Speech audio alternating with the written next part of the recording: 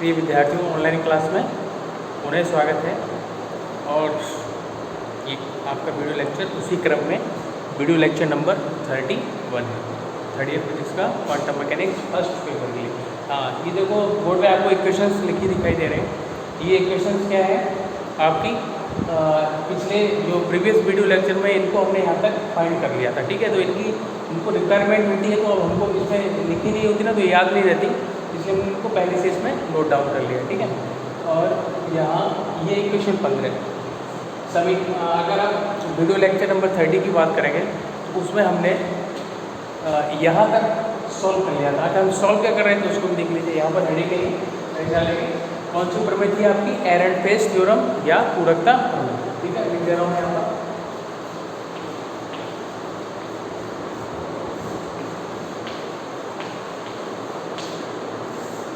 ठीक है, पूरकता प्रमेय। उसको सॉल्व करते हुए हम कहाँ से लेंगे, एक के घटक के रूप में हमने उसको तोड़ लिया था। और एक के घटक को तोड़ने के बाद हमें क्या रहता है, यहाँ समीकरण 15 तक इक्वेशन हमने सॉल्व कर ली थी। ठीक है, ये समीकरण 11 और ये समीकरण 12 पूरे नहीं आपको क्लियर दिख रहे होंगे, लेकिन आपको पहले से इनको लिखा दिया गया है। ठीक है, ये प्रीवियस वीडियो लेक्चर का जो है इक्वेशन है, वहाँ पे हमने उसको सॉल्व करके आपको बताया हुआ, तो आपके पास होगा लिखा हुआ। ऊपर वाला जो इक्वेशन है वो इक्वेशन फर्स्ट है। सेकंड जो इक्वेशन है यहाँ पर ये जो लिखा हुआ है वो है समीकरण नंबर आपका 12। इनका क्या होगा, इसमें यूज होगा। ठीक है, तो इनको यूज वैल्यू रखेंगे, यूज का होगा, यहाँ सॉल्व करेंगे, इसका मान इसमें रखेंगे, इसकी वैल्यू इसमें रखेंगे, यही इसका यूज होता है। ठीक है, तो चलिए स्टार्ट करते हैं। देखिए समीकरण 15 हमारा किसकी वैल्यू आई है, यहाँ पर थोड़ा ध्यान से देखिए। डेल स्क्वायर साई एक्स का जो मान आया, जब हमने किस में लिखा था, एक विमीय घटक के रूप में जब लिखा था, तो हमारी कितनी वैल्यू आई थी, x del square psi plus 2 del psi over del x, इतनी वैल्यू हमारी आ गई। चलिए यह मान आगे बढ़ते हैं। यह मान सबसे पहले देखो समीकरण 12 में रखेंगे। समीकरण 12 का अगर आप RHS देखोगे, LHS तो है, RHS तो देखो ये है del square psi x value, del square psi x, इसी डेल स्क्वायर साई एक्स की ये जो वैल्यू है वो यहाँ पर रख देंगे। चलिए रखते हैं। ये मान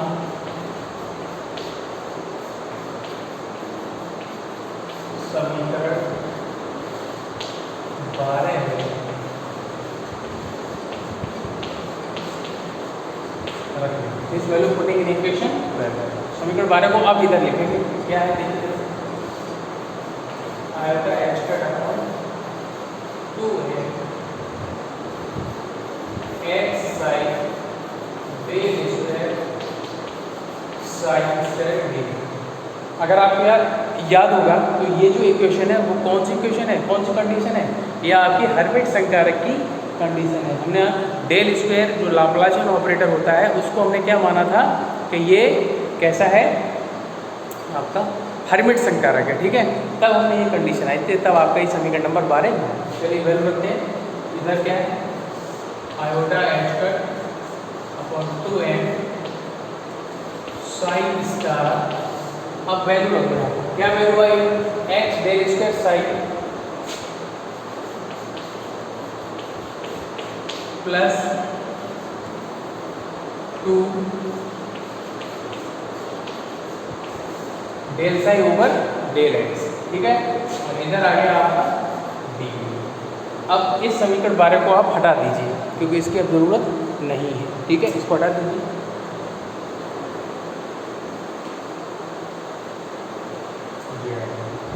अब जरा इसको और सॉल्व क्या कर सकते हैं, साई स्टार का इसमें क्या करते हैं, मल्टीप्लाई कर दीजिए, बस यही सॉल्व होगा।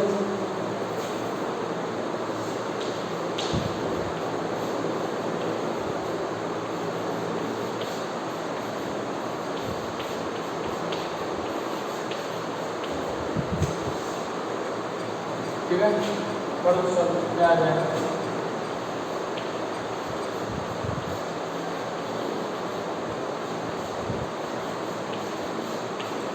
X psi star del square Sai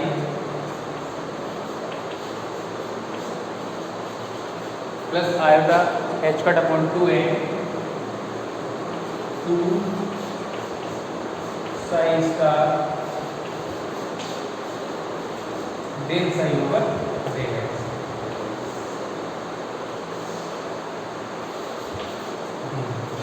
ये आ गया आपका, ठीक है। इसको आप समीकरण फॉर्म में डाल सकते हैं, समीकरण 15 हो गया, इसमें समीकरण 16 डालना है। इसको डाल दिया हमने समीकरण नंबर 16। देखिए ये समीकरण 16 आपको सॉल्व कर दिया है। समीकरण 15 का मान कहाँ रखा है, समीकरण 12 में ये इक्वेशन मिली। और ये जो वैल्यू हमने क्या ली थी, अगर आपको याद हो कि समीकरण 11 के RHS का द्वितीय भाग लेके हल करने पर वो इक्वेशन, वो वाला पार्ट लिए, जो सेकंड RHS का जो सेकंड टर्म था उसको हमने लिया था, जब उसको हल किया था तो वो पार्ट यहाँ पर, इसको हल करके हमको ये वैल्यू मिली है, ठीक है।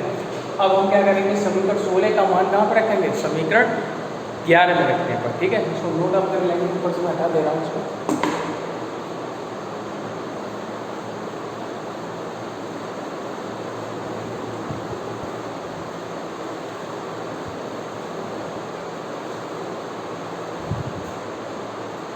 ये लिखा हुआ आपका समीकरण 11। अब इसको हम इधर लिखेंगे पूरा कंप्लीट, ठीक है।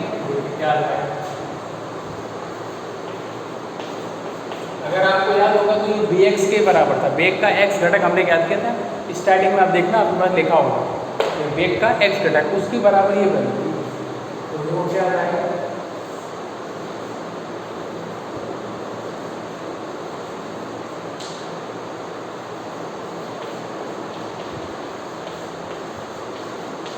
बराबर, ठीक है।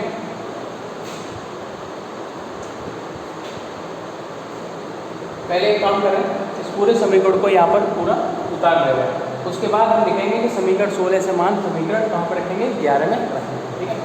पूरा समीकरण उतार लीजिए। यहाँ पर ये बोलते ना समीकरण 11 से,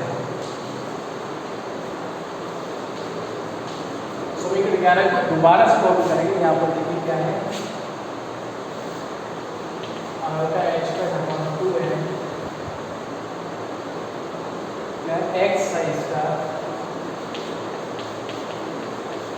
del square psi minus iota h का ढाल 2n psi x del square psi. अब उस वाले को हटा दो आप,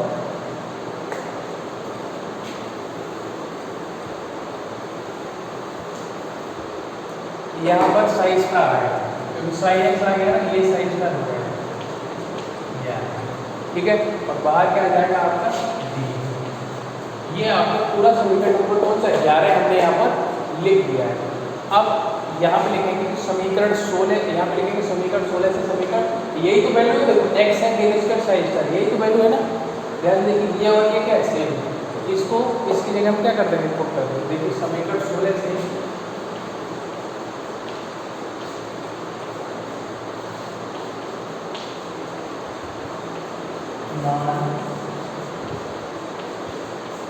समीकरण 11 है,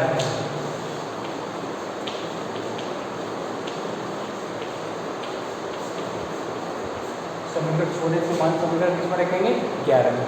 देखिए क्या समीकरण होगा, अब इसको हटा दो इधर,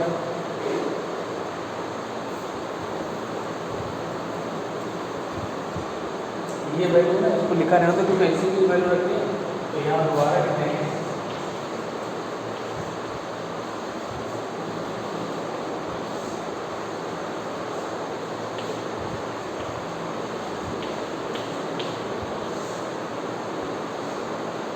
इसको ऐसे लिख दीजिए।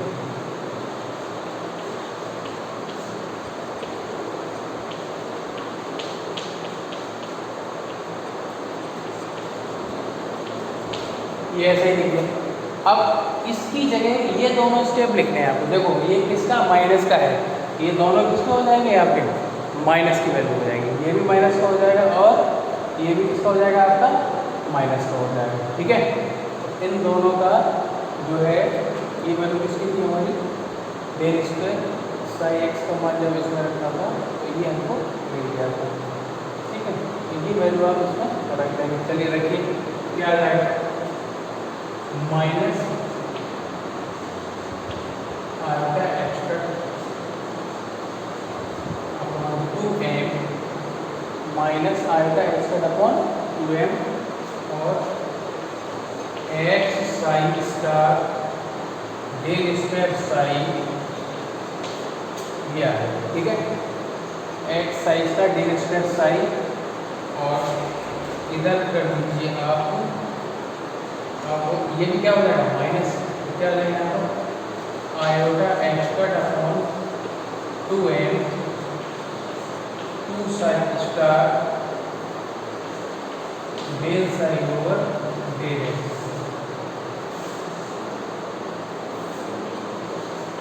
इसका क्या कर दिया आपको डी कर दिया आपको, ठीक है। अब इस समीकरण 16 को हटा दो आप। समीकरण 16 में एक बार चेक कर लीजिए, यहाँ प्लस है कि माइनस है, ये हमने वैल्यू किसको निकाली है डेल स्क्वायर इसकी, इसका वैल्यू हमने निकाला है साइन स्क्वायर डेल एक्स, इसी की वैल्यू निकाली है ना, तो उसमें हमने इसको डेल स्क्वायर साइड से डेल स्क्वायर साइड की वैल्यू किसमें थी आपकी दोनों प्लस में थी, प्लस में जो है उसके बाद क्या कर दिया इसका मल्टीप्लाई कर दिया iota x square upon 2m और ये इसमें दोनों में गलती नहीं, चलो ठीक है हटाओ इसको। अब देखिए जरा इसमें क्या होता है, इसको नोट करवा के ना ध्यान से देखिए।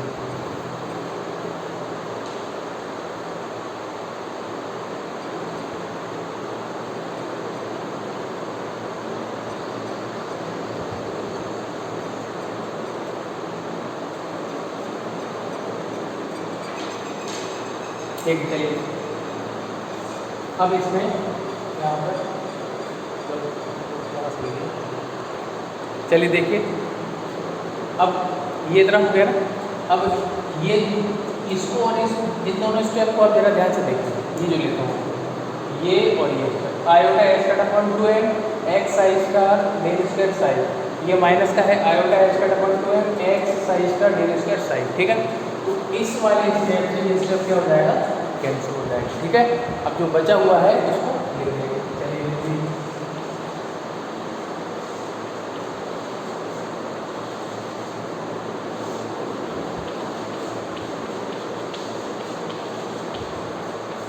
इसको बराबर ऐसे किया, बचा हुआ उसको लिख देंगे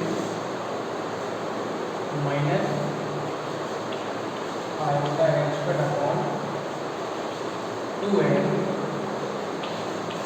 2 psi star del psi over del x, तो ये आ गया आपका, ठीक है। ये आपका बचा हुआ, अब इसको हटा देंगे ऊपर, लिख लिया होगा आपने इसको पूरा, ठीक है।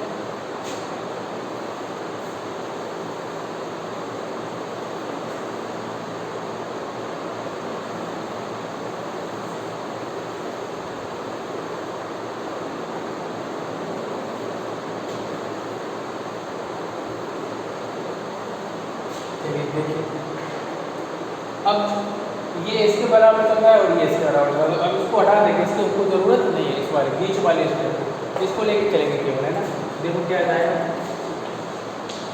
बी एक्स बराबर क्या जाएगा इधर माइनस, अच्छा देखो इस 2 से ये 2 भी कैंसिल हो जाएगा, ठीक है, 2 से 2 कैंसिल हो जाएगा। अब बचा हुआ उसको लिख देंगे, कॉन्स्टेंट को बाहर रखो iota x square upon m और अंदर बचेगा आपका psi star del psi over del x और ये बचेगा आपका, ठीक है। अब इस m को देखो इतना और लास्ट सॉल्व करते हो कितना मिला आपको, ये आ गया, इस m को आप इधर ले जाओ,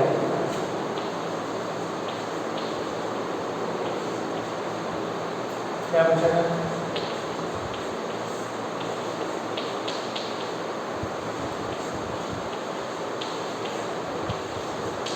ये आ गया आपको, ठीक है।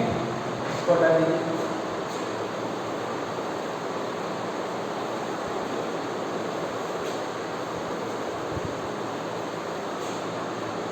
देखिए इसको क्या लिख सकते हैं, m क्या है कांस्टेंट है, ये तो द्रव्यमान है, और bx क्या है वेग का x घटक है। अगर हम इस m का मल्टीप्लाई इसमें कर दें m d में तो क्या जाता है संवेग, तो संवेग का कौन सा घटक होगा x घटक, इसको ऐसे लिख सकते हैं इसको ऐसे कर देते हैं,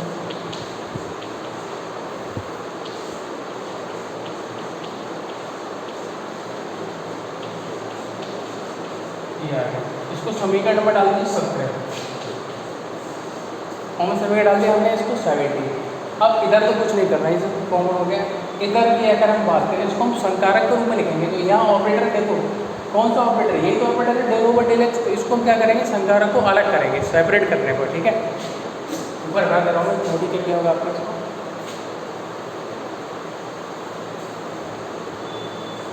संकारक को पृथक करने को, ठीक है।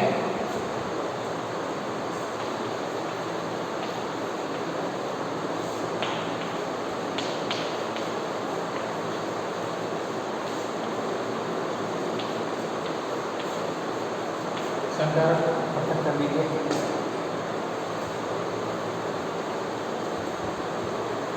देखो क्या हो जाएगा,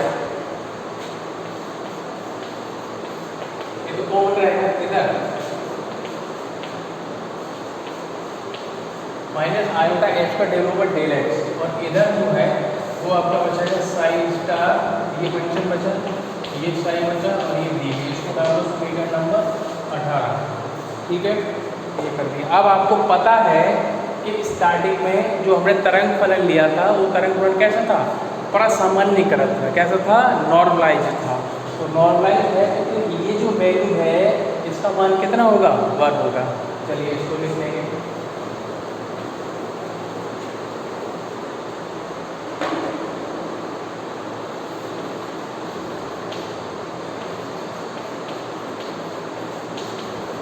हम जानते हैं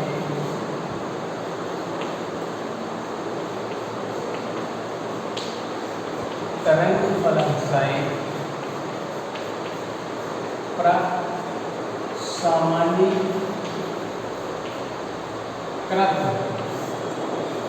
है। तरंग फलन साइन कैसा है, प्रसामान्यीकृत है। तब साइन स्टार साइन डी भी बराबर कितना आ जाएगा, ये वैल्यू आप समीकरण 18 में रख दीजिए।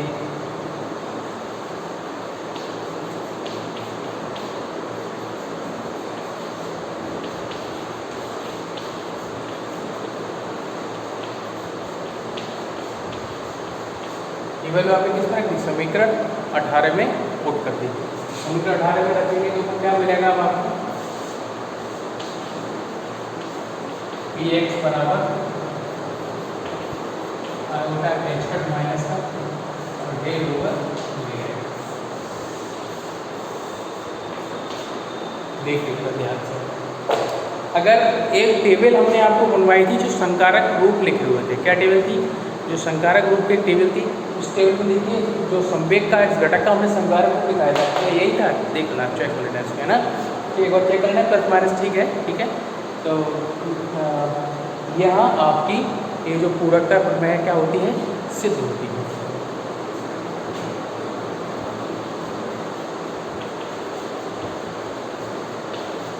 पूरकता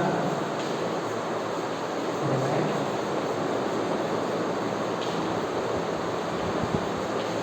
क्या हुई, सिद्ध होती है, ठीक है। अब इसको आप नोट कर लेंगे, देखो ध्यान से।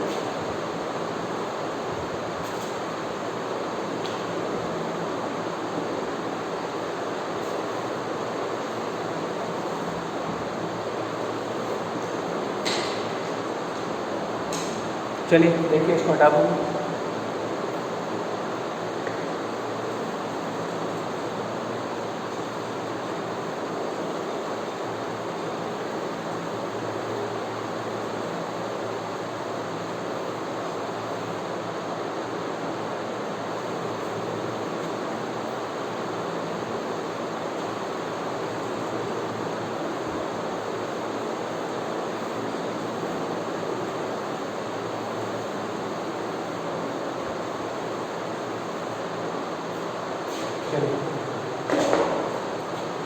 देखिए एक छोटा सा क्वेश्चन है, इस क्वेश्चन को देख लेते हैं। क्या था क्वेश्चन, देखो जरा। एक अनापेक्षिकीय, आपेक्षिकी होता है, एक होता है अनापेक्षिकीय। एक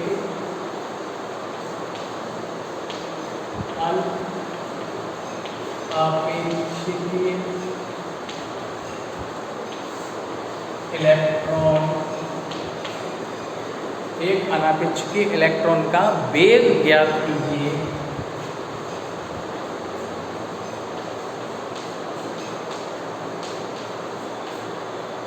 वेग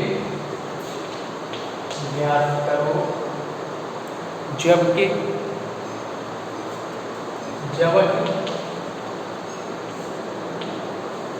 उसकी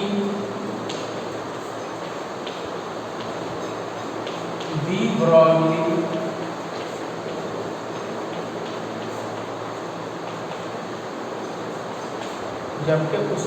ब्रॉगली तरंगदैर्ध्य तथा कॉम्पटन तरंगदैर्ध्य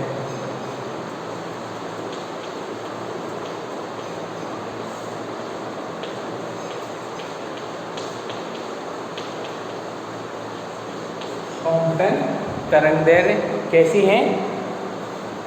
कॉम्पटन तरंगदैर्ध्य कैसी हैं? समान।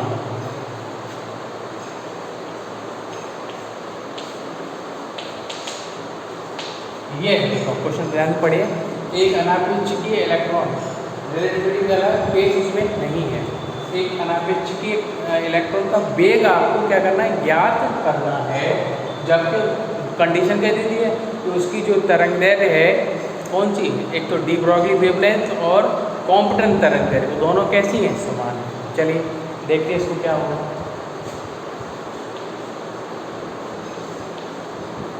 पहले इलेक्ट्रॉन की डी ब्रॉगली वेवलेंथ के लिए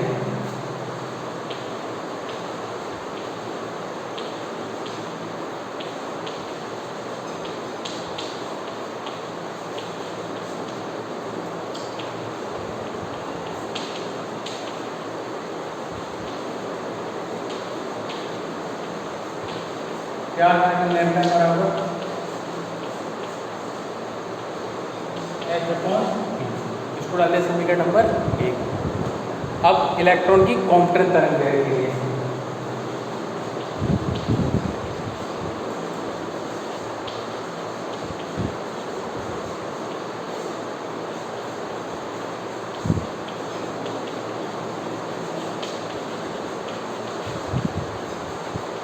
कॉम्पटन तरंगदैर्ध्य आपने पढ़ी है। क्या होती है कॉम्पटन तरंगदैर्ध्य?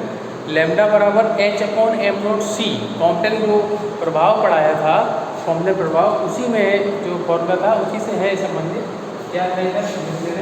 लैम्डा बराबर h upon m not c। इसको आगे समीकरण नंबर 2, इसको नोट कर लेंगे आप। चलिए हम इसको हटा दें।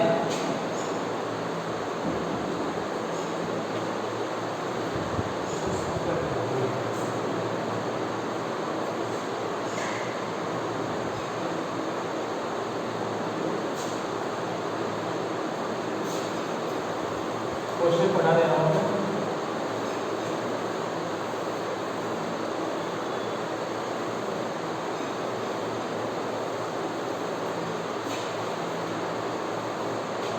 प्रश्न के अनुसार क्या बोला है उसने कि कॉम्पटन तरंगदैर्ध्य को डी ब्रॉगली वेवलेंथ और कॉम्पटन तरंगदैर्ध्य क्या है? समान है। ठीक है, देखिए जरा।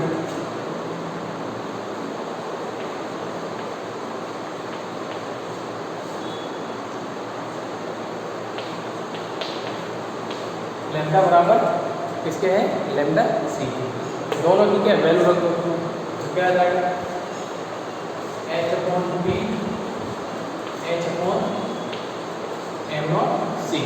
इसको हटा दो कुछ।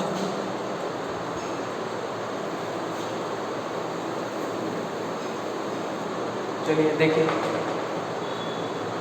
प्लांक कांस्टेंट से प्लांक कांस्टेंट क्या हो गया? हट गया। p बराबर क्या मिल गया आपको? m not c। p बराबर क्या लिख देंगे? mb। ये आ गया आपका m नॉट c। ठीक है, इसको डाल दो समीकरण नंबर 3। एक अपेक्षिकीय द्रव्यमान का फॉर्मूला होता है, मैकेनिक्स में आपने पढ़ा है फर्स्ट ईयर में। ठीक है, क्या होता है ये आपने उसमें भी पढ़ा है आपने, mathematical physics second year physics में, बीएससी सेकेंड ईयर में मैथमेटिकल पेपर जो फिजिक्स है, तो क्या होता है? अपेक्षिकीय द्रव्यमान।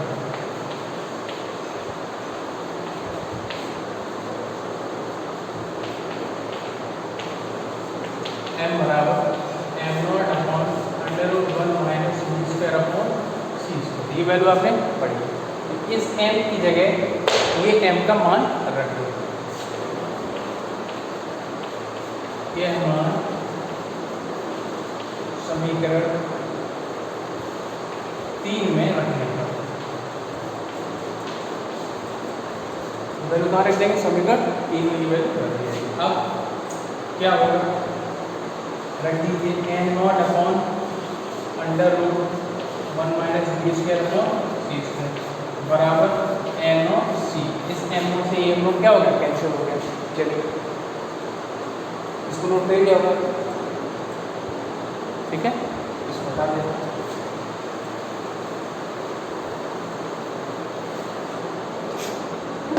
देखो क्या बचा हुआ उसको लिखने, 1 अपॉन सी बराबर आपको मिल जाएगा under root 1 minus B square upon सी स्क्वायर, स्क्वायर हटाओ ये आ गया। अच्छा b और होगा ना, यहाँ पर b ये देखिए m की जगह जो वैल्यू रखी है ना, एक b और आएगा यहाँ, इधर क्या आ जाएगा b स्क्वायर आ जाएगा, ठीक है, क्योंकि इधर उसको उधर लेकर सी को इधर लेकर, ठीक है, ये आ जाएगा। इधर अब क्या होगा, 1 बराबर इसको इधर ले आओ बी स्क्वायर अपॉन सी स्क्वायर और प्लस बी स्क्वायर अपॉन सी स्क्वायर, 1 बराबर क्या आ जाएगा 2b स्क्वायर अपॉन सी स्क्वायर, ठीक है। यहाँ से b का मान निकालना, वैल्यू कैसे करना है, 2b स्क्वायर बराबर सी स्क्वायर, b स्क्वायर बराबर सी स्क्वायर बाई 2, तो b बराबर क्या आ जाएगा c अपॉन अंडर रूट, ये आ गया आपका आंसर।